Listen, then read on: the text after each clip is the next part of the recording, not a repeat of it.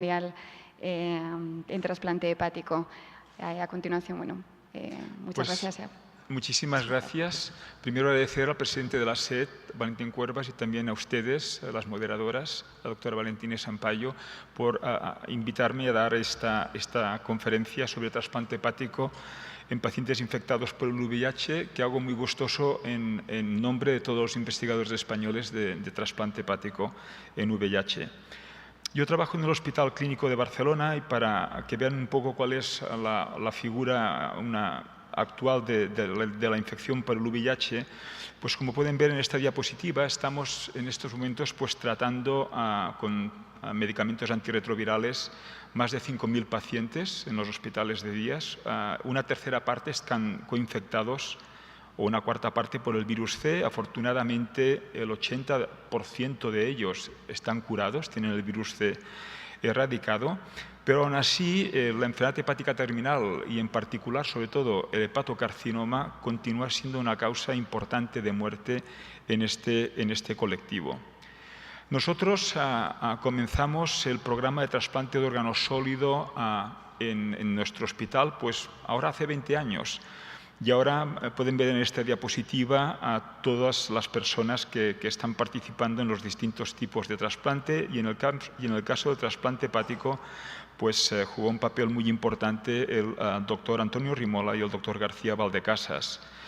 En la actualidad, en todos los centros de países desarrollados se están evaluando estos pacientes que tienen enfermedad hepática terminal o enfermedad de órgano terminal para ser trasplantados, y la mayor parte de guías lo que nos dicen es que siempre el manejo tiene que ser multidisciplinario y la evaluación prospectiva para poder tener los mejores resultados.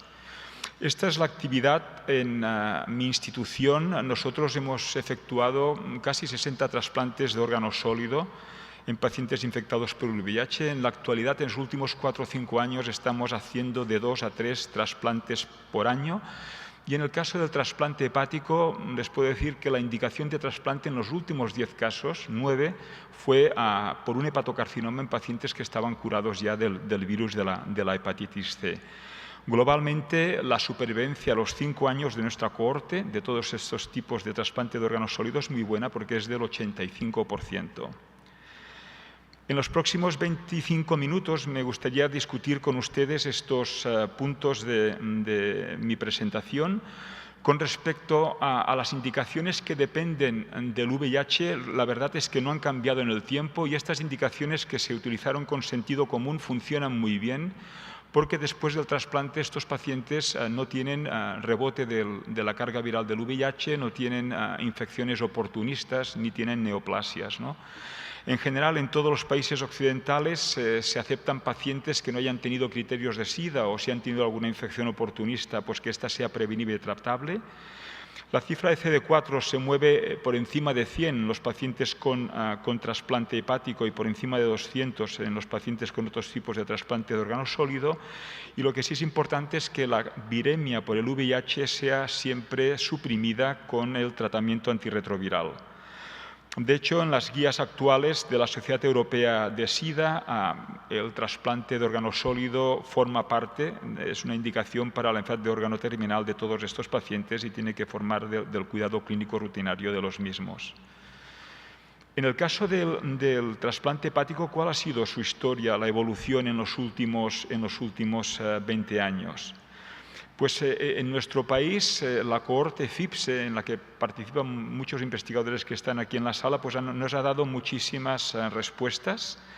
Es una cohorte a nivel poblacional. De hecho, han trasplantado 22 de las 23 unidades de trasplante hepático en España. Y esto es distinto de lo que ha ocurrido en otros países europeos o en Estados Unidos, donde el trasplante se efectuaba en centros seleccionados. Aquí el trasplante de órgano sólido y en particular el trasplante hepático se hizo en las mismas, en estas 22 unidades y se incluyeron en esta cohorte 1.000 pacientes, más de 1.000 pacientes, 275 pacientes infectados por el VIH y 825 controles. Y lo que es importante, el manejo de la entrada en lista, de las pautas inmunosupresoras, de la prevención de las infecciones oportunistas, etcétera, era el mismo, era centro dependiente y era el mismo para los pacientes VIH positivos que para los pacientes VIH negativos. Esta evaluación del trasplante hepático en esta población se hizo en el contexto de un estudio con un análisis preliminar cuando se incluyeron los 80 primeros pacientes, y lo que vimos es que la supervivencia a los 5 años superaba el umbral del 50%, era del 54%, aunque era inferior de la población VIH negativa, y esto permitió que este estudio continuara hasta cerrarse la inclusión de los 275 pacientes. En la actualidad las perspectivas son mucho mejores. La supervivencia global a los 5 años de la cohorte es de casi el 65%, y ahora que se puede erradicar el virus de la hepatitis C, pues la perspectiva es mucho mejor. ¿Cuáles fueron las causas de muerte en este periodo que era antes de los antivirales de acción directa? Pues las mismas que en la población VIH negativa, y lo que llamaba la atención es que la severidad de la recurrencia del virus C era mucho mayor en la población coinfectada y, por tanto, esta era una causa de muerte muy relevante en los pacientes coinfectados virus C VIH. Desde el punto de vista de variables predictoras de muerte, si tenemos en cuenta todas las variables de antes, durante y después del trasplante, vemos que el genotipo 1, por su dificultad de tratar, era una variable independiente de muerte, también el índice de riesgo del donante, y luego ya era una variable protectora al que pudieras curarte del virus de la hepatitis C. Y si analizábamos lo que ocurría con variables pretrasplantes solamente en la población coinfectada por el VIH, aparte del MEL pretrasplante y el genotipo 1, vimos también que la experiencia del centro, el volumen, la actividad del número de trasplantes del centro era un factor que podía empeorar el pronóstico, y en aquellos centros que trasplantaban menos de un paciente VIH por año, la probabilidad de muerte era 3 veces superior que en aquellos que trasplantaban de forma continua al menos un trasplante al año. Con estos datos pudimos establecer que el 80% de los pacientes podían tener unos factores de relativamente buen pronóstico con una supervivencia a 5 años de casi el 70%, pero había un subgrupo de 20 pacientes, de un 20% de estos pacientes que la supervivencia era realmente muy pobre, y en esos centros donde las cosas no fueron bien, esos centros dejaron de trasplantar. ¿Qué datos hay en otras cohortes? La más importante es la cohorte americana, que es un poco distinta de la española y que sus datos preliminares de supervivencia a 3 años eran superponibles.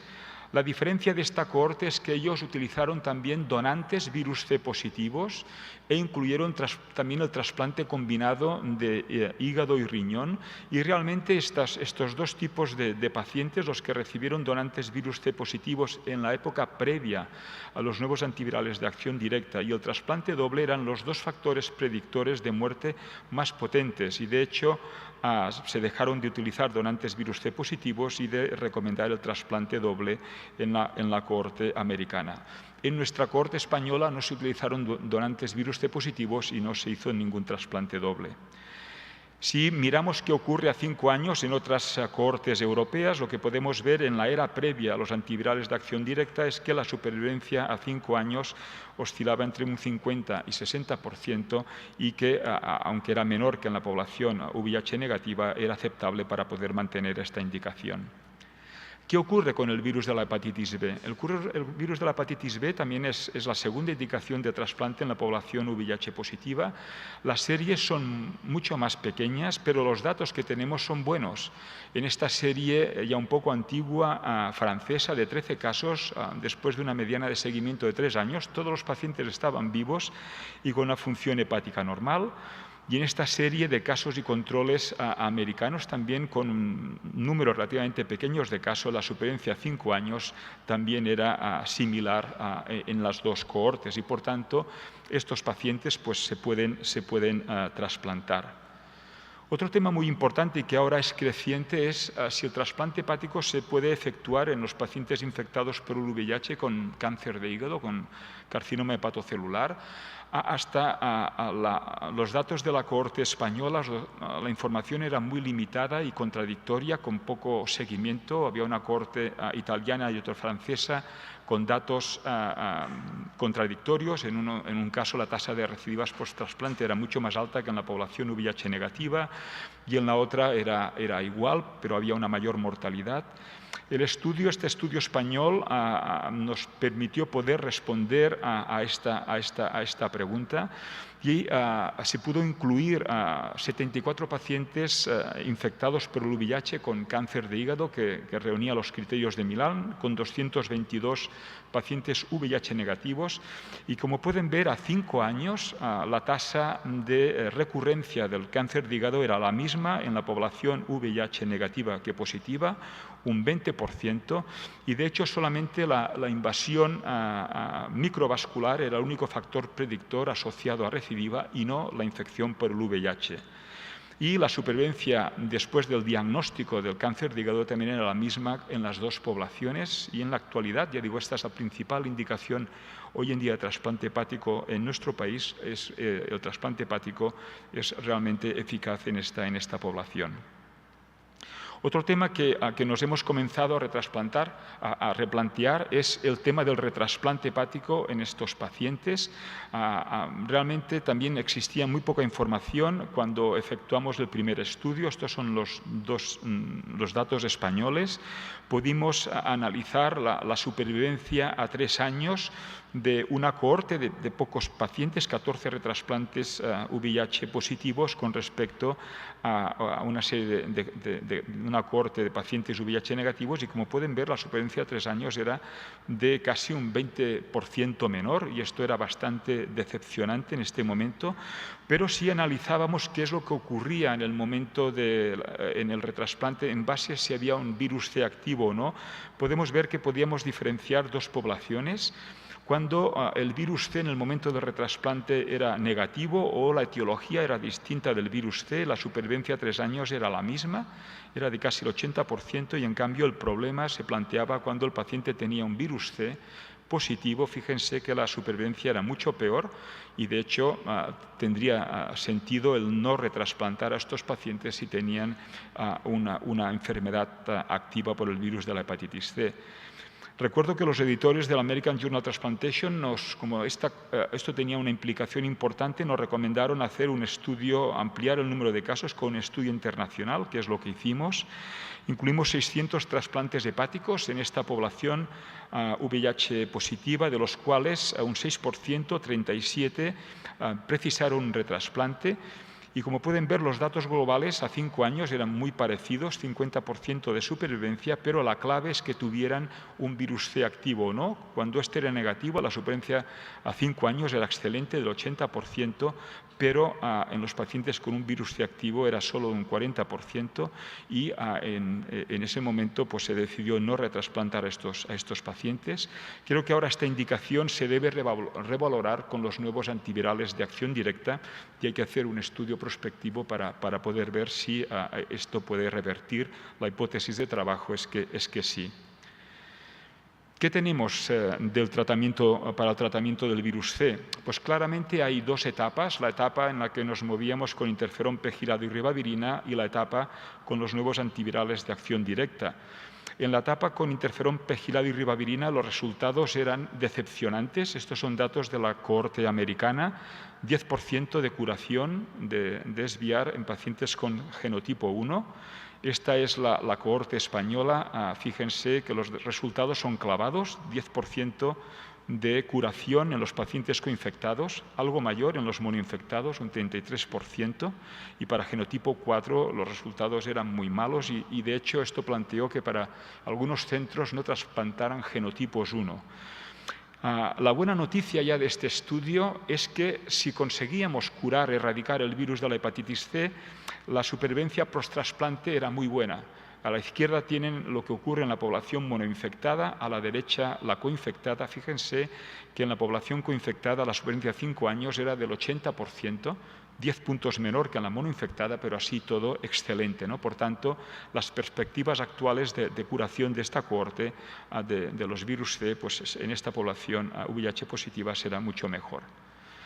¿Qué datos tenemos de los antivirales de acción directa? De hecho, hay pocos estudios, pero lo que todos ellos transmiten es que la tasa de curación es muy alta y similar a los pacientes monoinfectados por el virus de la hepatitis C. En esta diapositiva ven los 3 primeros estudios publicados. Fíjense que las tasas, aunque el número de pacientes es escaso, las tasas de curación oscilan entre un 90 y un 100% de los casos. Este es un estudio de registro en el que se incluyeron 20 pacientes, tasas de desviar del 90% con la primera generación de antivirales de acción directa y asociados con una mejoría de todos los parámetros de la función hepática y del MEL en la parte inferior derecha de la diapositiva. Ahora hemos podido analizar y publicar, justo la semana pasada se aceptó en el American Journal of Transplantation la experiencia española, en la que comparamos el outcome de los pacientes con virus C tratados con antivirales de acción directa, monoinfectados y coinfectados. Aquí en la diapositiva pueden ver qué es lo que ha ocurrido con los 150 pacientes monoinfectados por el virus de la hepatitis C que recibieron antivirales de acción directa y pueden ver que la tasa de curación es del 95%. 150 pacientes entraron al estudio, 95% curados. Aquí pueden ver lo que ocurre en la población coinfectada. Unos 50 pacientes entraron al estudio, tasa de curación del 95%. Por tanto, estos datos son muy optimistas. Es el primer estudio poblacional que demuestra que la eficacia y la seguridad de los antivirales de acción directa es la misma en la población VIH positiva que en la población VIH negativa infectada por el virus de la hepatitis C. ¿Qué retos tenemos en el campo del tratamiento antirretroviral?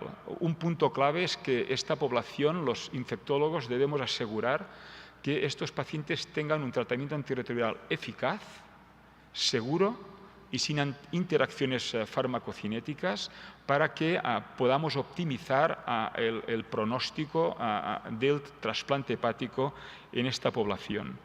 Ha habido grandes cambios en los últimos 10 años en el tratamiento antirretroviral. Nos hemos movido de utilizar pautas complejas con inhibidores de la proteasa que hacían que diéramos dosis de medio miligramo de tacrolimus cada 2 o 3 semanas, ¿no?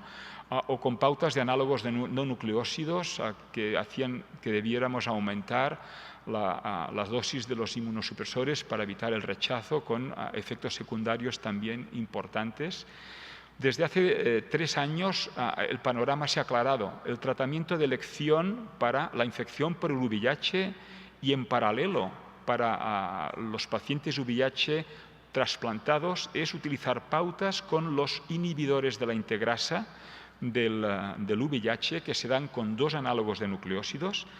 De estos inhibidores de la integrasa tenemos 3 fármacos, el dolutegravir, el elvitegravir y el raltegravir.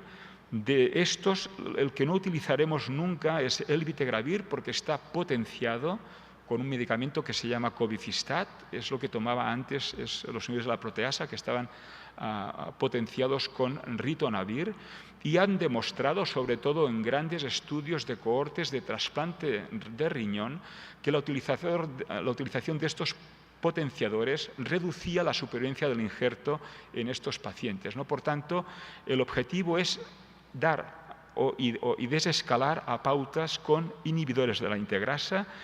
Y el dolutegravir lo podemos dar una pastillita única al día, es muy cómodo con TAF, con emtricitabina, son 2 pastillas únicas al día, y el raltegravir también con 2 análogos de nucleósidos. De hecho, un primer estudio preliminar francés objetivó que dando raltegravir pues no había interacciones farmacocinéticas con los calcineurínicos y que además en ese pequeño estudio no se observaron episodios de rechazo agudo.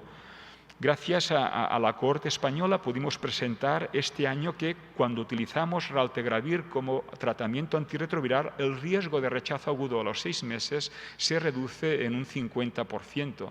Es decir, que todos nuestros pacientes, siempre que sea posible, deben ser, digamos, desescalados a una pauta con raltegravir con 2 análogos de nucleósidos. Además, el reltagravir, si miramos la tabla de interacciones farmacocinéticas de los antirretrovirales con los inmunosupresores, tanto reltagravir como dolutegravir tienen el semáforo en verde. No existe ninguna interacción farmacocinética relevante. Y si miramos qué es lo que ocurre con todos los antivirales de acción directa, veremos que tampoco hay ninguna incompatibilidad. Por tanto, permiten optimizar el tratamiento antirretroviral y además permiten evitar las interacciones con los inmunosupresores y con los fármacos antivirales de acción directa. ¿Qué nuevos retos tenemos? He puesto dos, pero yo creo que hay bastantes retos en este campo aún. Primero tenemos que ver la supervivencia a largo plazo de los pacientes curados. Y estamos en la cohorte FIPSE comenzando a hacer un seguimiento de los curados con pautas basadas con interferón versus pautas basadas sin interferón para ver si los outcomes son similares. Un tema muy importante es el riesgo de cáncer de nuevo. El paciente trasplantado tiene más riesgo que la población general de hacer cáncer post-trasplante y el paciente VIH tiene más riesgo, a pesar de que tenga un VIH controlado, que la población general de hacer también cáncer de nuevo. ¿Qué ocurrirá en los pacientes VIH que son trasplantados? Hasta ahora no hay información al respecto. Tenemos que definir y estamos haciendo estudios gracias que la cohorte española tiene un biobanco de muestras biológicas de donantes y receptores y en colaboración con los investigadores de ISICASHA estamos evaluando el riesgo de desarrollar rechazo agudo en base a parámetros inmunológicos, genéticos y virológicos, a ver si podemos caracterizar mejor esta población. También hay un área de mejora en el campo del tratamiento antirretroviral con nuevos antivirales que van a aparecer en los próximos meses, con antivirales que los podremos dar una vez al mes o cada 2 meses, lo cual va a simplificar mucho el tratamiento antirretroviral en estos pacientes. Y luego con la utilización de donantes virus C o VIH positivos para receptores VIH positivos. 2 pinceladas de este tema. Miren, esta es la única publicación, y es una publicación de la cohorte española que ahora se ha enviado al Lancet Oncology, donde se evalúa el riesgo de cáncer de nuevo en nuestra población, de 275 pacientes VIH positivos con 700 o casi 825 pacientes VIH negativos. Población VIH positiva que está en tratamiento antirretroviral y suprimida en más del 95% de los casos en todo el tiempo. Y como pueden ver con datos a 10 años, el riesgo de cáncer de nuevo es el mismo en la población VIH positiva que en la población VIH negativa. Y esto es un dato muy importante porque podía comprometer la viabilidad del injerto a largo plazo.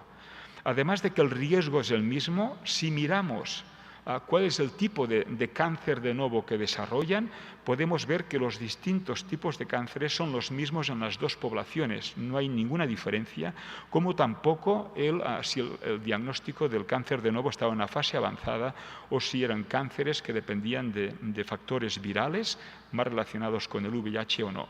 No hay diferencias entre la población VIH positiva y la población VIH negativa. El otro tema que puede replantearse, que lo he dicho antes, es si poder utilizar virus C, donantes virus C para receptores virus C negativos. Y este es un campo que se está explorando en la actualidad, que hay datos ya preliminares en el campo del trasplante renal y que es el primer estudio que se publicó hace un año en el New England, una carta de investigación en donde 10 pacientes trasplantados de riñón VIH negativos, esto no hace referencia a la población VIH positiva, pero es una prueba de concepto, recibieron un riñón de un donante virus C positivos. Todos los pacientes se trataron con una pauta 2D de grazoprevir, elbasvir, y fíjense, se curaron todos y tuvieron una función del injerto normal, ¿no? Esto abre un campo muy importante también en la población VIH positiva. Christine Durán acaba de publicar hace un mes en Annals of Internal Medicine una experiencia mucho mayor de la cohorte americana con datos también muy buenos en población VIH negativa. El otro tema es la utilización de donantes VIH positivos para receptores VIH positivo. La persona que lanzó, que hizo la prueba de concepto de que esto era factible es una nefróloga sudafricana, la profesora Elmi Müller, en Sudáfrica, donde la población general tiene un 30% de infección por VIH. Los pacientes VIH con enfermedad renal terminal no podían entrar en programa de diálisis porque económicamente el país no se lo podía permitir, pero no era ético y comenzaron un programa de trasplante de riñón utilizando órganos de donantes VIH positivos. Y en esta prueba de concepto publicada en el New England pueden ver que la supervivencia de los pacientes a 5 años era del 84% y del injerto un 74%. Por tanto, datos muy preliminares que fueron de base para que en Estados Unidos comenzara el programa HOPE, que se aprobó con la administración Obama y cuyo, digamos, líder ha sido Peter Stock de la Universidad de California en San Francisco. Este programa HOPE es una realidad, ahora lo está coordinando gente de la Johns Hopkins y en particular Christine Durán, y ya han comenzado a realizar trasplantes de riñón y trasplantes de hígado. En el campo de los trasplantes de hígados hay muy poca información. Estos datos los ha cedido la doctora Christine Durán y se presentaron en el último Congreso Americano de Trasplante. Hay solo 2 casos publicados de donantes positivos, receptores positivos en el campo del trasplante hepático, con los 2 casos son con muy buenos resultados. Y la doctora Christine Durán presentó los datos que tenemos en la cohorte HOPE. Ellos analizan, clasifican estos pacientes en 3 grupos. Aquellos pacientes VIH positivos que reciben un hígado de un donante negativo, que es la primera columna, aquellos que lo reciben de un donante de alto riesgo, pero que finalmente, por pruebas de biología molecular, es un donante negativo para el VIH, y en la tercera columna aquellos que reciben un hígado de un donante positivo y el receptor es positivo. Fíjense que las tasas de rechazo son similares en los 3 grupos, no ha habido infecciones oportunistas, no ha habido bacteriemia de brecha con respecto a viremia de brecha con respecto al VIH, y la tasa de cáncer o de fracaso del injerto es muy baja y similar en las 3 ramas. Solo han habido 2 pacientes que han fallecido en el grupo de donante positivo, receptor positivo. Un caso fue una muerte precoz y el otro por una hipertensión pulmonar.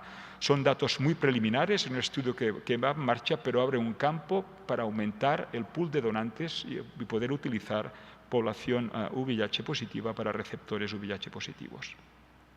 Y bien, para acabar, lo que les quería comentar es que hoy en día el trasplante de órgano sólido y el trasplante hepático forma parte de la práctica clínica rutinaria en todas las instituciones, en pacientes VIH, en todas las instituciones occidentales, que si alcanzamos la curación del virus C, la supervivencia a 5 años es muy buena, que el tratamiento con los nuevos antivirales de acción directa permiten erradicar el virus C en más del 95% de los casos, que el trasplante hepático es efectivo y seguro cuando hay un cáncer de hígado y que el riesgo de desarrollar un cáncer de nuevo es muy bajo y similar a la población VIH negativa, y que hay un campo ahora de investigación de la utilización de donantes positivos para receptores positivos.